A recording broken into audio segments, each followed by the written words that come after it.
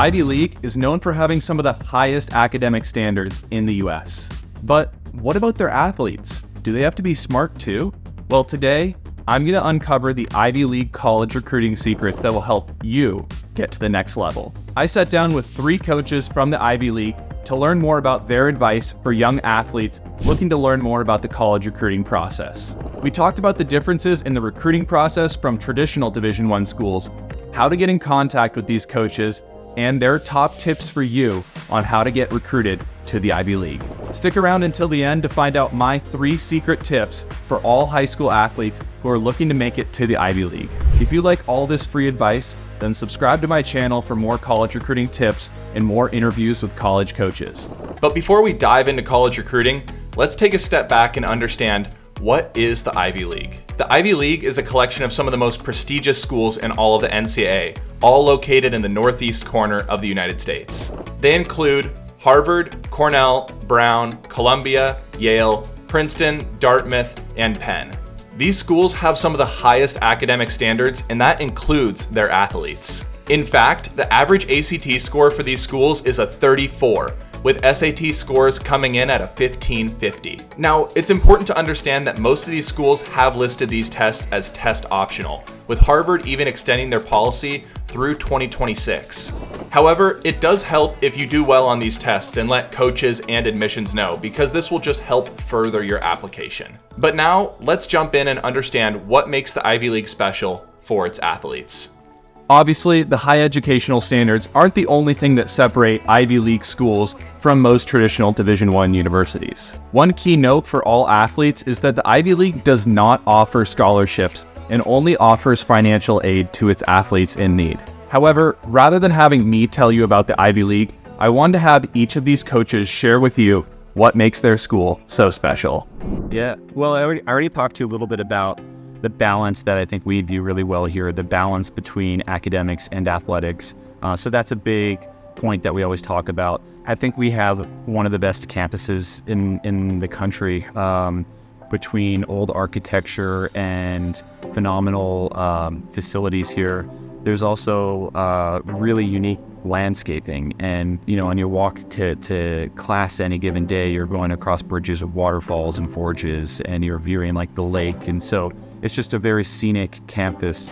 We've got about 14,000 undergrads and 6,000 graduate students, and so it can be a large campus, but then you've got 7 different undergraduate colleges within the framework of Cornell. So within your college, you get to know the professors well, and you get to know other students, and you get to recognize faces, but then you're always going to meet somebody new on campus because it's on this larger campus. The most significant thing is its location. New York City is called quite often the greatest city in the world.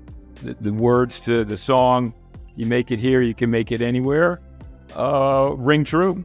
I mean, if you want to look at Picasso, you can go to a museum and see it face to face instead of looking at it at some overhead projector. I mean, the resources that New York City has and the way that Columbia uses those resources, I don't know. I think you'd be hard pressed to find a school anywhere else in the world that offers what Columbia does. We really feel that Yale's unique in that you can get the world's best education and also train under and alongside Olympians. Those 2 things I think make us pretty unique in the national landscape. Ivy League student athletes are well respected throughout the NCAA to their commitment to excellence in and out of their sport. The academic standards placed on these athletes is second to none. The type of athlete that selects an Ivy League school as their college of choice needs to have education at the top of their mind. But rather than just touching on education, I want to have each of these coaches share with you what they're looking for when they're recruiting athletes and share their ideal athlete profile with you. I think just general advice for people is first impressions are powerful. Being direct and kind. I think those 2 things make a great first impression when you're meeting any new group of people. But what we're looking for from our student athletes, we're looking for positive people, we're looking for optimistic people, we're looking for ambitious people, and team-oriented, or people who are just very conscientious. We, through the recruiting process, kind of talk internally, like we want to find people who, when they're having a maybe a bad day, they can make 3 people around them better. I mean, we're looking for guys who are going to add to our team culture and our values. Somebody who loves the sport of swimming and is excited to come to practice every day. That's something that we really do value also.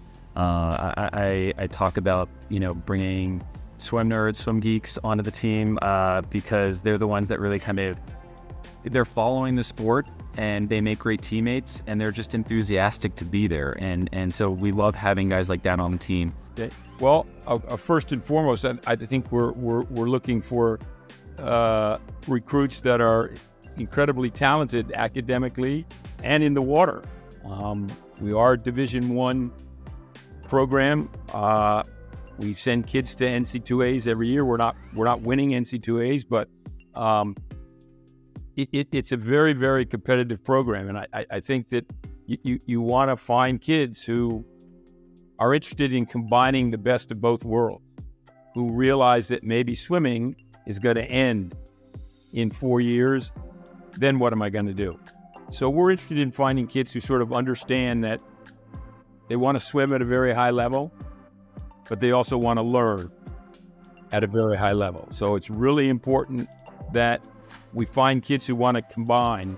You've heard from the college coaches now, but before they share their last piece of advice with high school athletes, I wanted to take the time to share my 3 tips for all high school athletes looking to make the jump to the Ivy League. Number 1, take the ACT or SAT. Now I know what you're thinking, but they don't require it. Why should I take it? Well, many Ivy League schools are test optional. Just 3 years ago, this was a mandatory requirement. And many schools in the coming years will begin to again require these tests. Start taking practice tests and get ready for these exams. Even if they don't end up requiring it, it will definitely help your application stand out if you do super well on these tests. What the admissions office is looking for is people who chose AP classes because it was a fun challenge for them. They're looking for people who want to take the ACT or SAT. They're looking, even though, I think schools are technically test optional, I think it still behooves everybody to go ahead and take that test. I think it sends like a good signal to the admissions office wherever you're applying. Number 2, keep in contact with the coaches. Unlike many traditional Division I schools, Ivy League athletes cannot get guaranteed admission to the school, and this is because of some of the high academic requirements that all of their students have to pass. Coaches are able to give out likely letters stating that you are likely to get into their school if nothing changes with your application, but things can change. Keep in contact with these coaches and ensure you're setting yourself up for a spot on their team. Number 3, be ready to be a student athlete. The perception of many Division I athletes is that they're jocks and aren't academically well-versed enough to get into the school on their own merit. Not the case with the Ivy League. If you want to become an athlete at any of these 8 schools, come with the understanding that you are going to have to go above and beyond the rest of your Division I athlete peers. It can be tiring, but I'm sure all Ivy League former student athletes can tell you one thing. It was a rewarding process once they got that degree. Now that you've heard my 3 tips for high school athletes, I want to pass it back to these coaches for them to share with you one last piece of college recruiting advice. Just about every high school senior is going to engage in some level of researching a college. And I think that that's the most important thing, is that you do your research. There are so many friggin' good schools out there. I find it hard to believe that there's only one that you could be happy at. There may be one that you figure out is your top choice. Great, but you should have a wide range of schools, because when it comes time to say, well, why did you go to school X, Y, and Z? They're going to say, wow, well, that was my decision. I didn't get talked into it by a coach. I didn't get talked into it by my parents. I visited all these schools. I went on recruiting trips, and this is where I determined that I was happiest. I would say to definitely make sure you do your research on the coaching staff, because the truth is that coaches have different styles of coaching that work best for different athletes, right? So the way that I coach might not be best for you, or the way that the coach over there coaches might be terrible for you, and I click with a different type of. So really knowing what you're looking for example, as a swimmer, if you know that you respond best to a coach who is a little tougher, or maybe someone who gives a lot more yardage, or somebody who's more of a sprint-based coach, or just, what type of a coach or program do you really respond best to? And then asking the right questions to that coach to make sure that it's the right fit for you. I think that's really important. If you're spending this much time doing it, I hope that you're able to have fun with it. And that's ultimately, I think, why most people start any sport that they're in. So hopefully you can still find that little bit of fun in your sport when you actually start doing it. It'd be two parts, and both are going to revolve around like Michael Jordan and Kobe Bryant. And the only reason Michael Jordan achieved so much success was because he failed so many times, in his words from The Last Dance, and I think he said that a few times. So be willing to put yourself into a situation where it's going to challenge you, but also you have to see yourself being willing to take on those challenges at that school. So you need to see an environment where you'll continue to believe in yourself, where you're not going to be trying to be what someone else wants you to be, but you see in that environment a support system.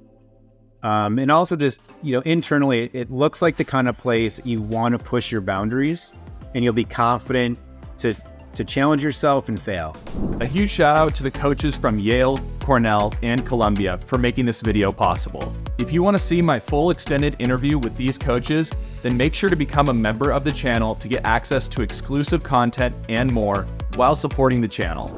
Make sure to like this video and subscribe to my channel for more college recruiting advice, and stick around until next week when I talk about how to get recruited to Power 5 Division I schools. And with that, I'll see you guys next time.